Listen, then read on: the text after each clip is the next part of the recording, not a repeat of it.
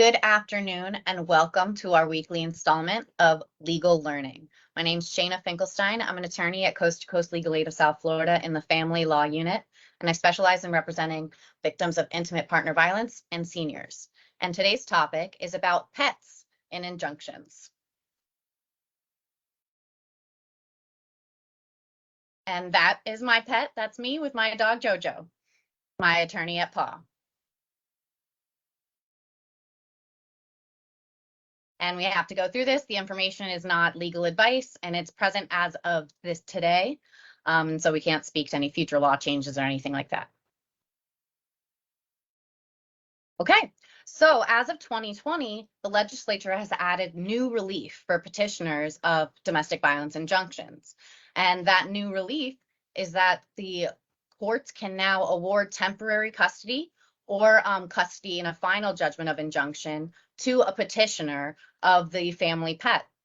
Now, this doesn't extend to animals owned for agricultural purposes or if it's the respondent's service animal. And this has been something that is very important to people because obviously our pets are part of our family. So there has always been this intersect of pets and domestic violence that we as domestic violence practitioners were aware of. And now the legislature is acknowledging that even more than they already had. Animals are also in danger in homes where domestic violence is present. And also animals may help calm a witness in certain proceedings.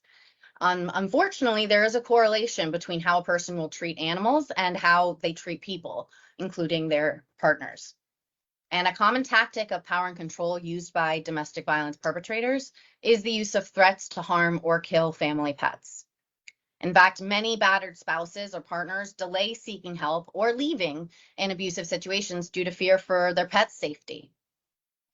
And abusers threaten to harm those family pets as a control mechanism.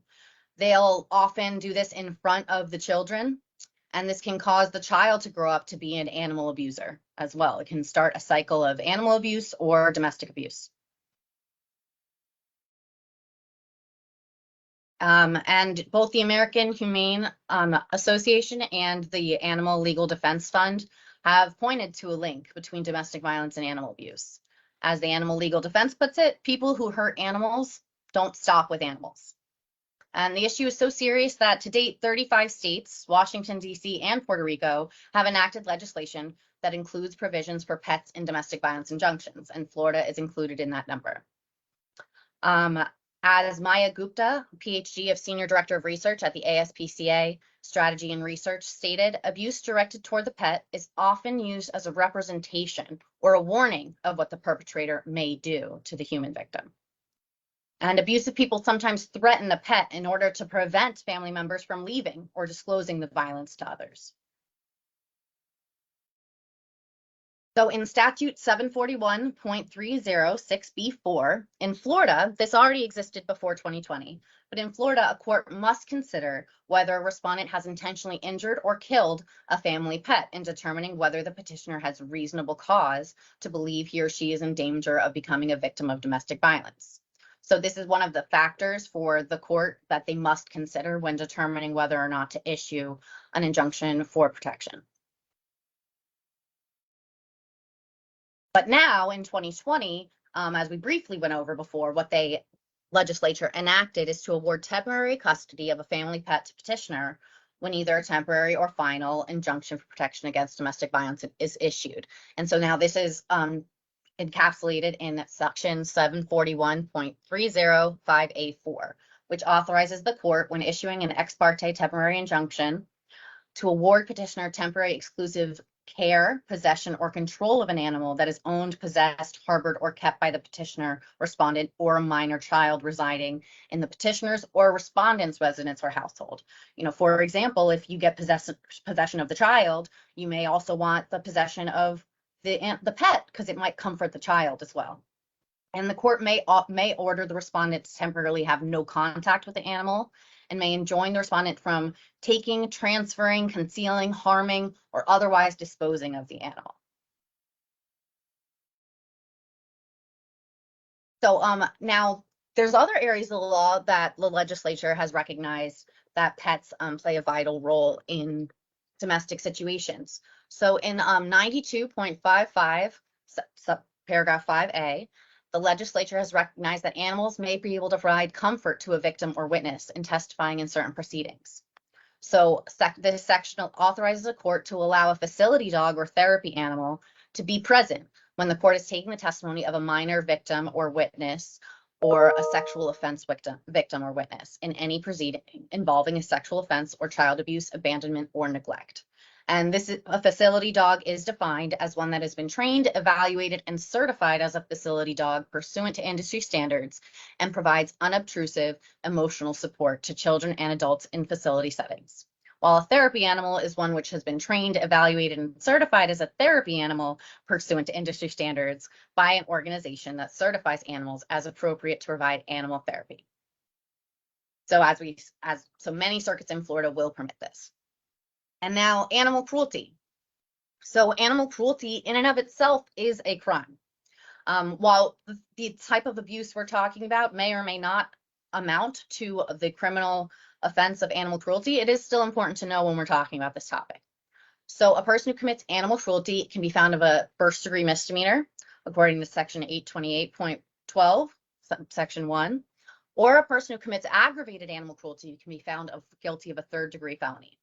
The words torture, torment, and cruelty shall be held to include every act, omission, or neglect whereby unnecessary or unjustifiable pain or suffering is caused, except when done in the interest of medical science, permitted or allowed to continue when there is reasonable remedy or relief.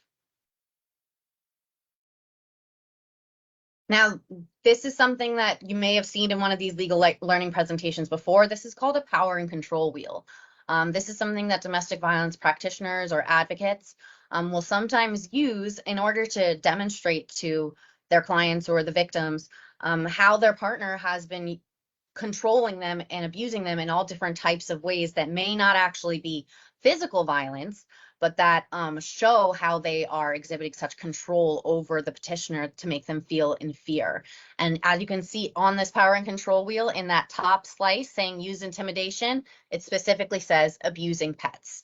So as I stated, this is something that as domestic violence practitioners, we have known about the connection for a very long time. And now I'm just kind of showing you how this plays out in the actual statute itself. So this is statute 741.30, and this is where it's listing the factors that the court must evaluate. As it says, the court shall evaluate and consider all relevant factors, including but not limited to. And as you can see, number 4, where I bolded it, it says whether the respondent has intentionally injured or killed a family pet. That is the factor that already existed. And on the second page, I just wanted to highlight that recently the courts did just add another factor to consider, which is whether the respondent has engaged in a pattern of abusive, threatening, intimidating, or controlling behavior. This is the first time the courts have acknowledged coercive control as domestic violence and abuse. And I think it's relevant to the issue of pets because I do think that that is one of the ways they can exhibit a pattern to show control. And these are just some ways to prove it. You know, sometimes it just comes down to testimony, and sometimes, you know, there might be text messages or WhatsApp messages or any of these co-parenting softwares where they communicate, where maybe sometimes the respondent is blatantly stating the things that they're threatening to do with the pets, saying, I'm going to give the pets away or I'm going to let them run away. Again, there might be voice recordings and things like that, but the other party must be aware they're being recorded. Otherwise, that is a crime in and of itself. All right, and maybe medical records for the animal, but make sure that you get a business records affidavit. And then this is just the information for how to petition for an injunction. You can do so at the central courthouse, which is downtown, or you can do one at the regional courthouse, and just make sure you pay attention to what those hours are where you can go and petition. And if you are doing it after hours, you can contact Women in Distress.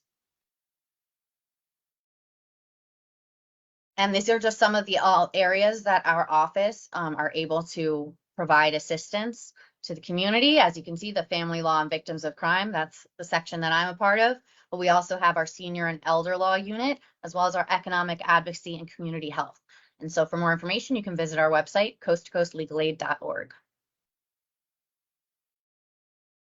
And you can also follow us on social media. We're frequently posting about different outreach things that we're doing in the community. And you can also give us a call if you want to apply as well, or you can apply online at coasttocoastlegalaid.org. Thank you all for tuning in for our legal learning this week. We hope that you learned something, and we hope that you come back to learn something else. Thank you.